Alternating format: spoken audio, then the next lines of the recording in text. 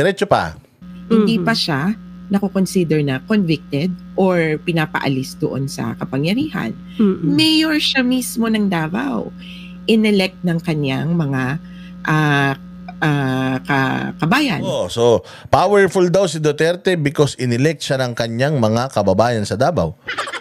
I really do not. Madam, mali ang iyong definition ng power. Kasi ang tawag doon sa pagkapanalo ni Pangulong Duterte, it's because he's trusted. He is trusted. Inday Sara is the vice president because she's trusted by the people. Nasa kanila yung tiwala ng tao, that's why they won. Yung mga anak ni Duterte na nanalo, it's because yung constituents nila trust them. Si Pangulong Duterte hindi nga nangampanya. He still won by a large margin, landslide.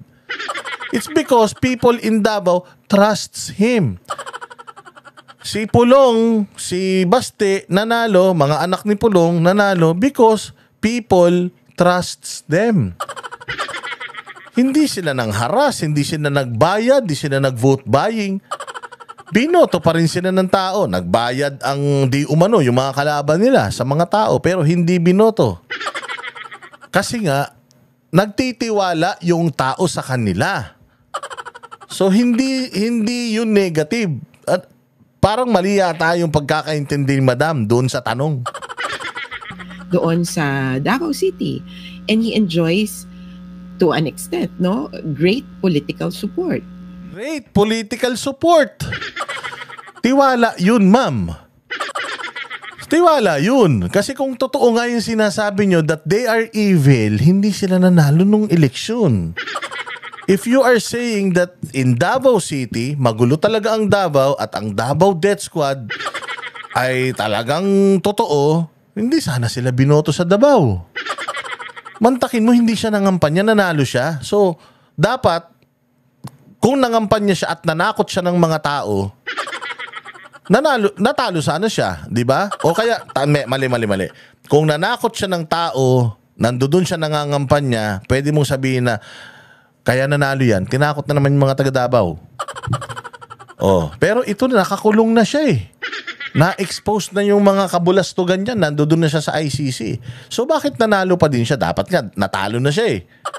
Ay, salamat, nakalaya na tayo sa demonyo na yan. Pwede na tayong bumoto ng sino natin gustong iboto. Mantakin mo, nanalo pa din siya kahit na ang dami nyo ng paninira sa kanya, nanalo pa rin siya. Bakit? Kasi nga, he's not evil. He's trusted. And being trusted is not evil. Sa inyo, walang nagtitiwala sa inyo. Kasi kayo talaga mga demonyo. And it's not only him and his family. Parang 5 ba o 6 sa kanila uupo sa susunod na term. Anong ibig sabihin nun? 6 nanalo lahat? Si Bato tsaka si Bongo number 1 and number 2 pa. Anong tawag doon? Trusted sila at gusto sila ng mga Pilipino. Hindi sila binoto dahil natatakot sa kanila.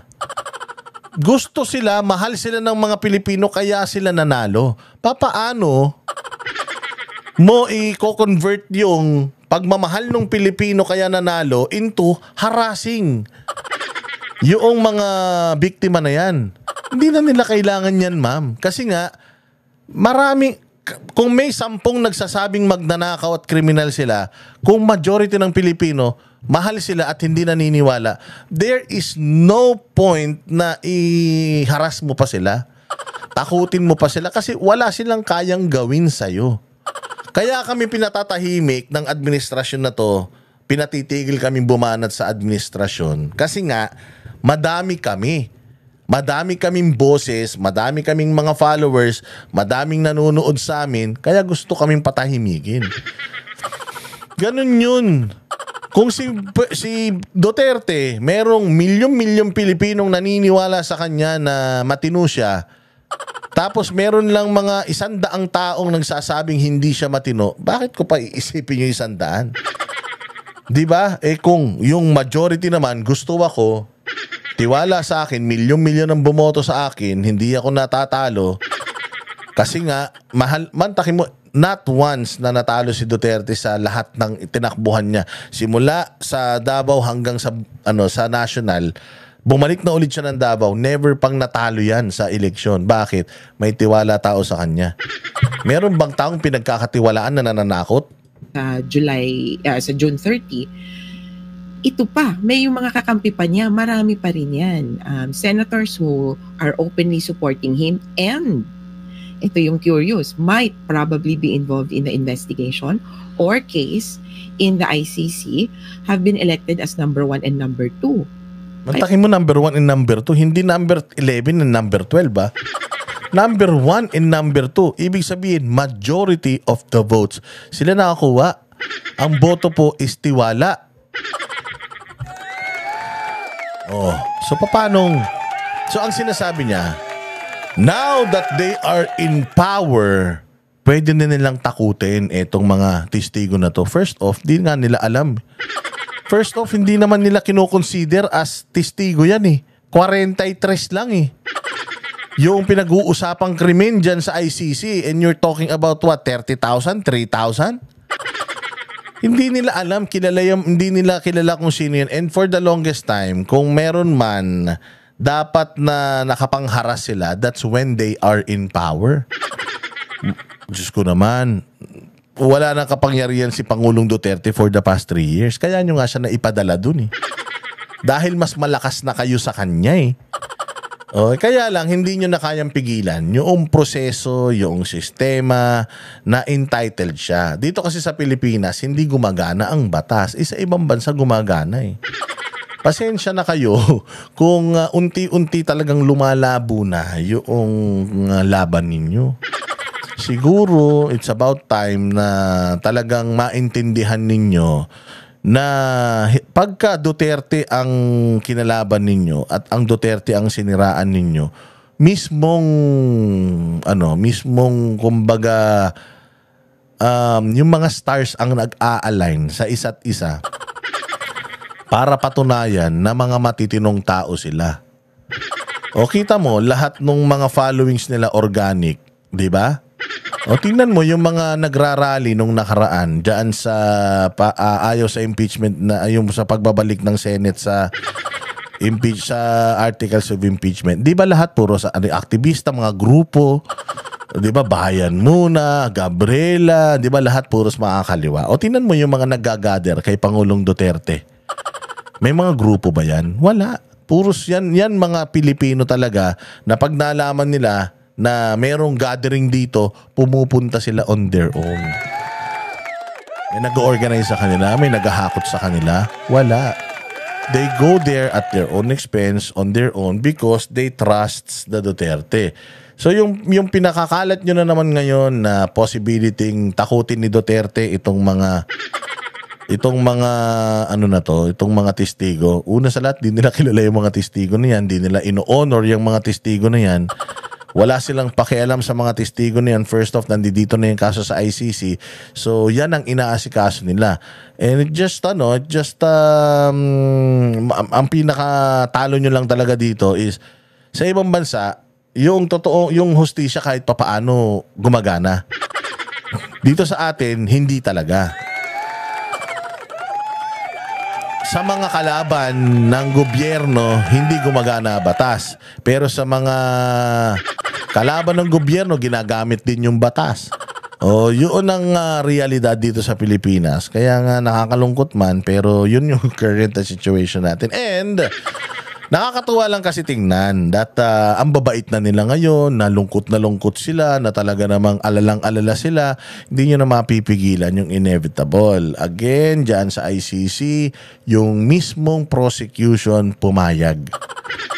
No contest ang prosecution, nag-file ang defense, ang prosecution, okay sa kanila, wala silang nakikitang diferensya, it's within his rights according to the Rome Statute.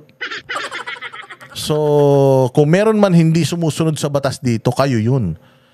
Kasi kung di-desisyonan na ng korte, umokay ang prosecution at di-desisyonan ng korte pero ayaw nyo, you will still object, o di sinong may problema? Kayo na. Kayo ang hindi sumusunod sa batas. Kaya congratulations kahit papaano sa ating mga Duterte supporters.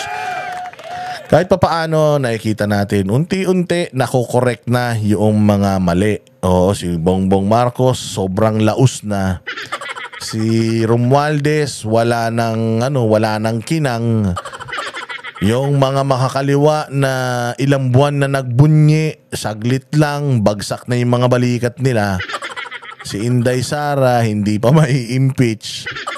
Tapos papasok na yung 20th Congress, uupo na yung mga kahit papaano magkakaroon na ng balance sa Senado at saka dyan sa Kongreso. Kahit na papaano, hindi na nila hawak yung, hindi na nila manipulated yung tatlong co-equal branch ng gobyerno. It's a working development. Sana magtuloy-tuloy. Okay? O yan. So, dito na tayo nagtatapos. Maraming salamat po sa mga nanood at manonood. Like and share at subscribe po sa mga hindi pa po nakasubscribe. Maraming salamat po. Magandang araw. Kami ang boses ng masa, hindi natatakot. Katotohanan lang, di kami nalulunod. Walang bahid ng sismis, lahat ay totoo. Kahit sino ka pa, pag mali ka babanatan ka. Walang pinipili kulay, wala kaming kinikilingan. Basta para sa bayan, kami lalaban. Pagtama palakpakan, pag mali banatan. Di matitinag, di matatakot, para sa bayan tuloy ang sigaw. Sa harap ng kamera, walang halong takot. Mga baluktot, lahat kayo'y tuwa.